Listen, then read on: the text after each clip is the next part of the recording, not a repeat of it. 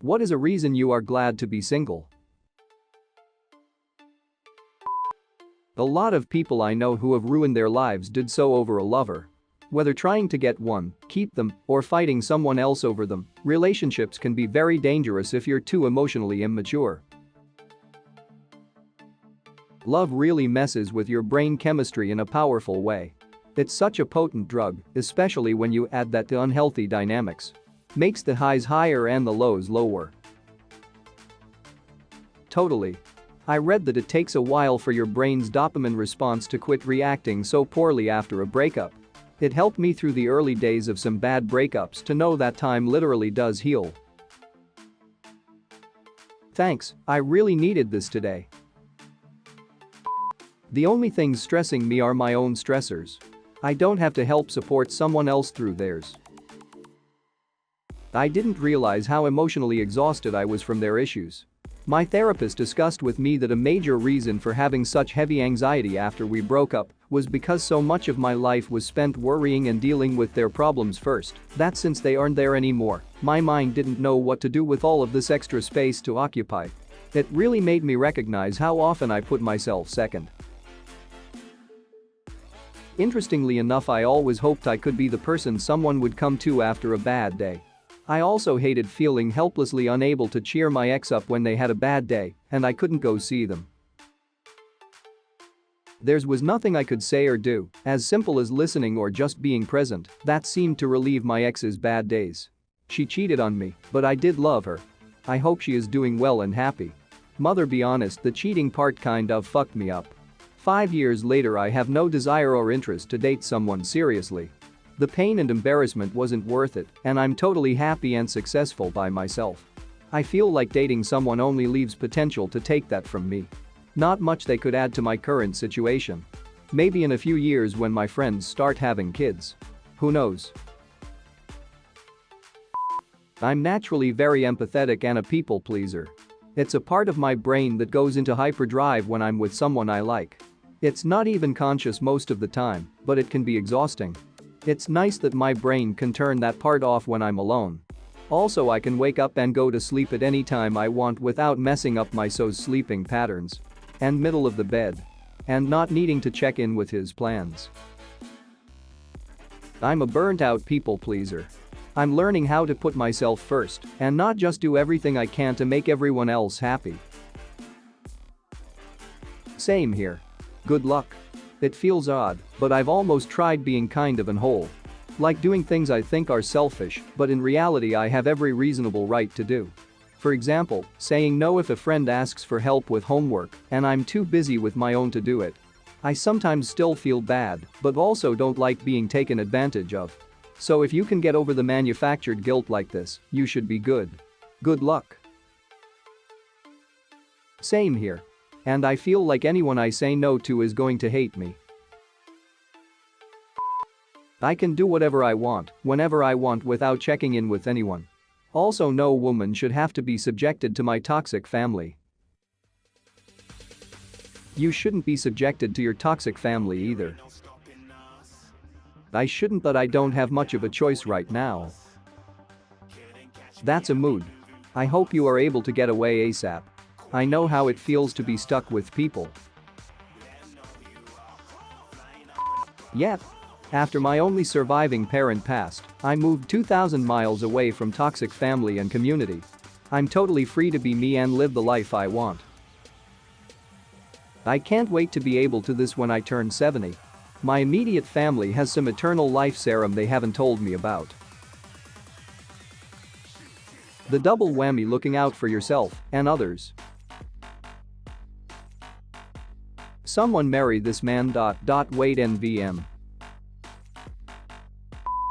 I was engaged but broke it off in July after putting up with a lot of disrespect from him and his family. I had quite a bit of money saved aside for our wedding, but now I can spend it on things I've wanted for a very long time. I am finally taking care of myself and learning more about who I am as an individual instead of being someone's fiancé. Kudos to you for seeing it for what it was and not going ahead with the wedding, hoping things would change after you got married. I fell for that one. I'm sorry that you fell for it and for everything you must have been through. It's not an easy situation to be in, that's for sure. Personally, breaking it off was the hardest decision I've had to make, but I knew deep down it wouldn't change. I was cheated on, his family, especially his father, would make nasty comments about my body and my personality and things I am passionate about, and there was just a lot of bad things I knew I wouldn't be able to handle long term. So it was a painful decision, but ultimately for the best, I suppose. Good for you. I can sleep in the middle of the bed with the fan on if I want. I can also leave something on the table and come back 2 weeks later and it is still there.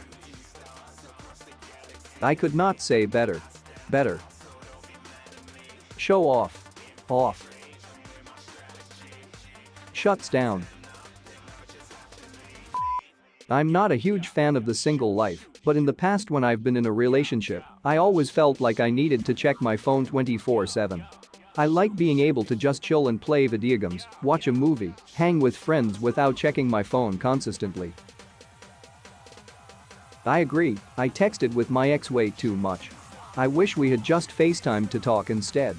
Even better, hung out in person much more. I definitely think this changes with age. When I was younger there was definitely pressure to answer texts immediately in relationships, but as I have gotten older people don't seem to expect it as much anymore due to jobs or other responsibilities going on in their lives. This is so true. I'm now in my early 30s and honestly couldn't give less of about texting people or replying to most texts. I'm a digital ghost. If you need me then call me or send me a voice message, life is too busy to have time to sit and text. My friendship group is now well enough established that communication doesn't need to happen regularly, we all have a mutual understanding that we're all just there when we either need each other or want to hang out. Also social media, that is poison. No longer being forced to hang out with their friends. Especially when the friends are one-dimensional pretentious turnips. She's a sad tomato. Yo, that's a quality Rem reference. Who is Rem? A band who wrote the song Crush with eyeliner, which is what is referenced in the previous comments. I was joking. I know who they are, but in the Anime Re-Zero, the character Rem is gone from all of the characters' memories, and it's become a running gag where whenever you see someone mention anything close to Rem, you reply, who is Rem?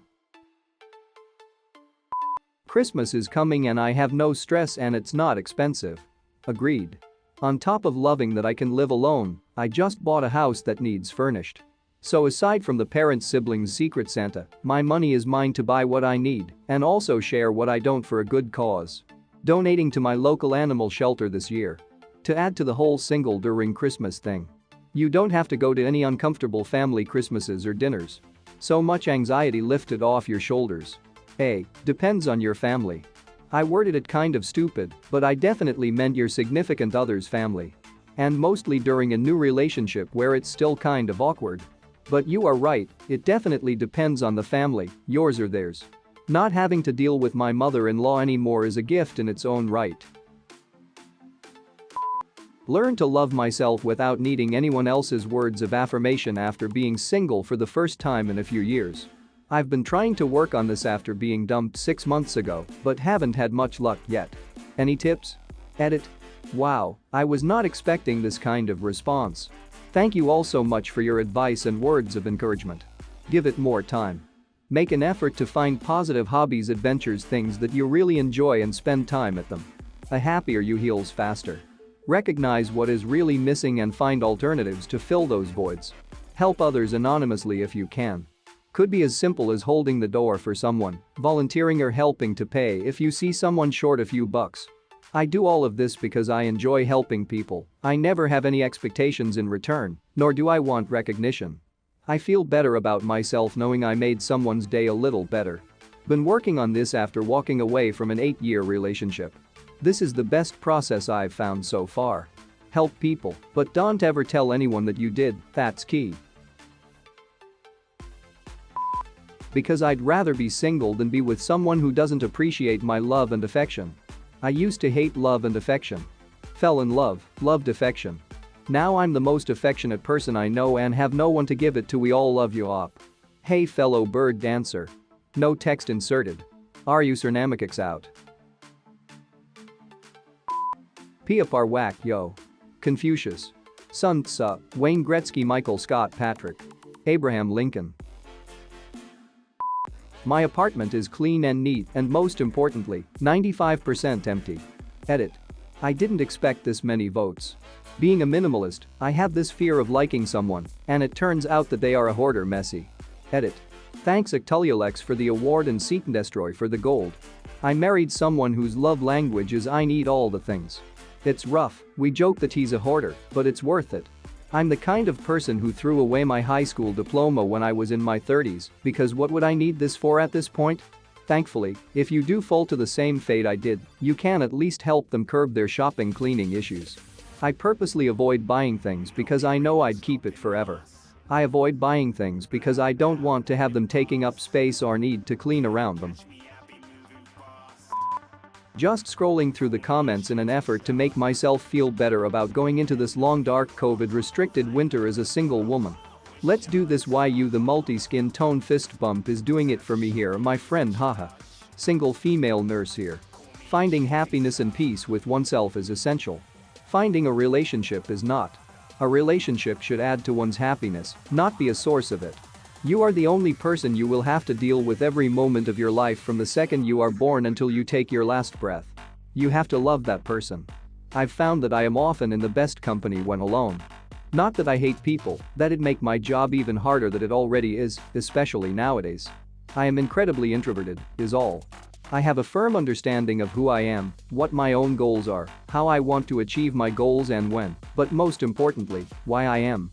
Getting to this point would have been near impossible with having another person to think and worry about.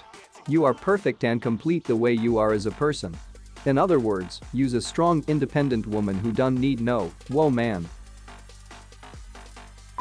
Honestly, being single allowed me to put more focus on finishing my undergrad degree, which I just did this last week. Edit. This is the first time I've been awarded on Reddit. Thank you so much. Ay, congrats bruv. Congrats. That's great, happy for you, go you. Being able to save. Interpreted this as saving as in while playing a video game. Time for bed, right? Same, friend. Probably wise for both of us. Same, I was like, oh, I guess that's true. You can just auto-save your progress in the task at hand and pick it back up in your own weight. No, he be speaking financials. Fatality. I can't relate to this. I save so much more money in a relationship, rent plus utilities etc. Being single is expensive. Not with my ex.